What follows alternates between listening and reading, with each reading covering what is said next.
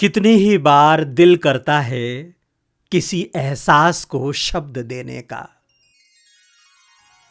कितनी ही बार मन होता है किसी चित्र के साथ रंग बन जाने का। कितनी ही बार जी करता है किसी एक पल को पकड़कर अपने पास बैठा लेने का। कितनी ही बार कुछ सपनों को पलकों की पालकी पर सवार करने की इच्छा होती है। कितनी ही बार मौन की वर्णमाला पढ़ने की चाह उमगती है। कितनी ही बार कुछ अनदेखा मिलता है और उसे देखते जाने की प्यास बढ़ती चली जाती है। कितनी ही बार कुछ अनसुना मिलता है और उसे सुनते रहने के लिए कान लगातार लालायित रहते हैं।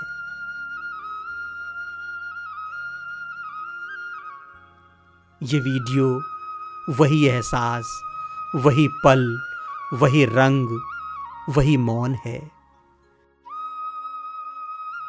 हर्सिल की वादियों का कोई कोना है जिसमें देवदार से टिककर खड़ी है ये वन देवी। देव वृक्ष की छाल को छीलकर इसका सुगढ़ यौवन निकला है। जाने किस कलाकार की तूलिका ने इसे अतुलनीय रंग सौंपा है। जाने किस क्षण में ये जन्मी, जाने कब बड़ी हुई। गंगोत्री जाते हुए जाने कितने ही लोग इस राह से निकले होंगे। जाने कितनी ही नजरें इसको छूकर गुजर गई होंगी। जाने कितनी ही सेल्फियों के साथ ये मुस्कुराई होगी।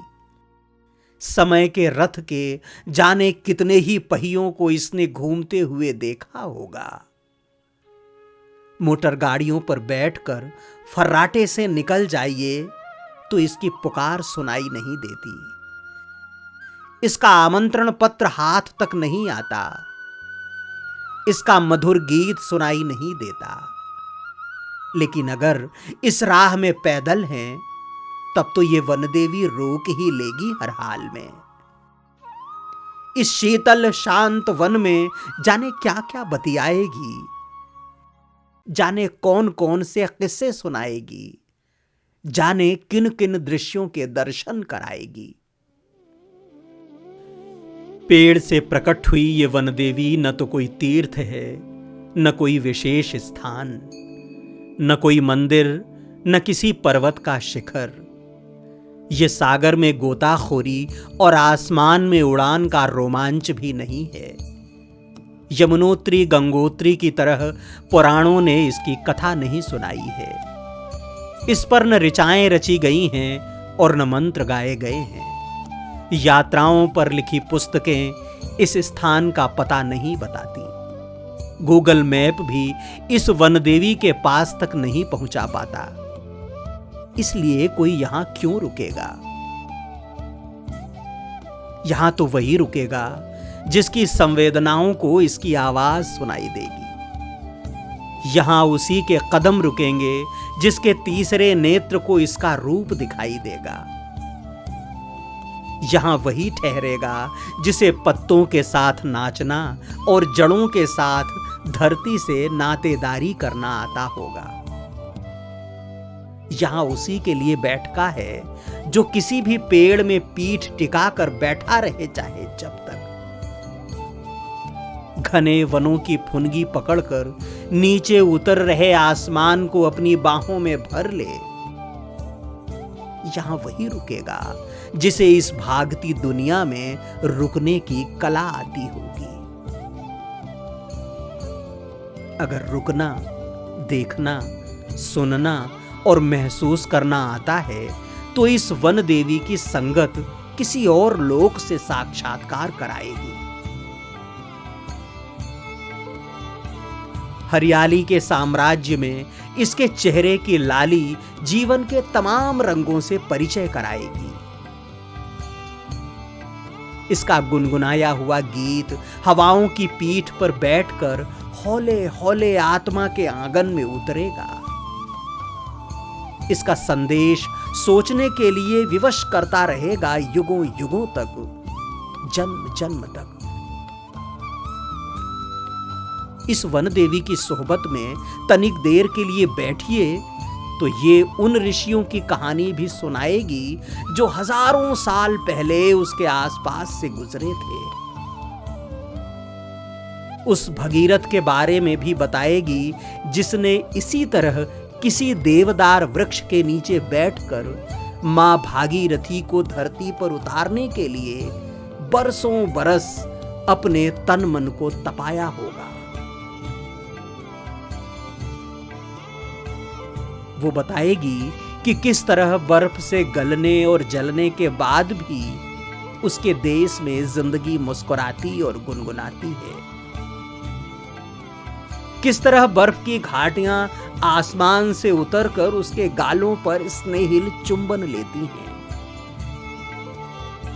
उन गुलदारों और भालुओं से भी परिचय कराएगी जो इस खिलखिलाते जंगल के असली चौकीदार हैं। धीरे से अपनी इस खूबी का भी इजहार कर देगी कि मंदिरों को महकती और दमकती लकड़ी इसी ने दी है। इसी ने दीवार और छत बनकर करोड़ों करोड़ बरस से पहाड़ी जीवन को किसी छौने की तरह पाला पोसा है। हां, अगर मन की आंखें आंसुओं को देख पाने में समर्थ हैं तो इस वन देवी के गालों पर लुढ़की हुई कुछ बूंदें भी जरूर देखिएगा।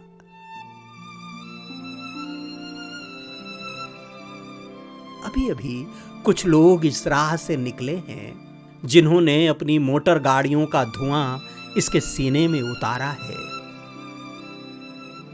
अभी अभी प्लास्टिक की बोतल कोई इसके मुंह पर फेंक गया है। शराब की बोतलें छोड़ गया है इसकी ओट में। अभी अभी किसी ने इसकी जड़ों को कुल्हाड़ी दिखाई है। अभी अभी किसी सड़क के लिए इसे ट्रकों में लादने की योजना बनी है। अभी अभी एक खौफ इसके बदन से लिपट गया है।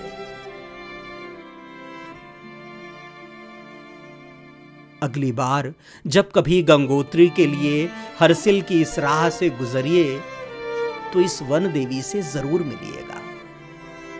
इसका स्वर सुनिएगा और कोशिश कीजिएगा कि इसके गालों पर दोबारा पीड़ा के आंसू न टपकें। ये युगों युगों तक इसी तरह मौजूद रहे, इसका साम्राज्य विस्तृत होता रहे दिनों दिन। आज इतना ही। मिलेंगे अगले वीडियो में। यायावरोम द्विवेदी को अनुमति दें। जय गंगा माई की, यमुना मैया की जय, नर्मदे हर।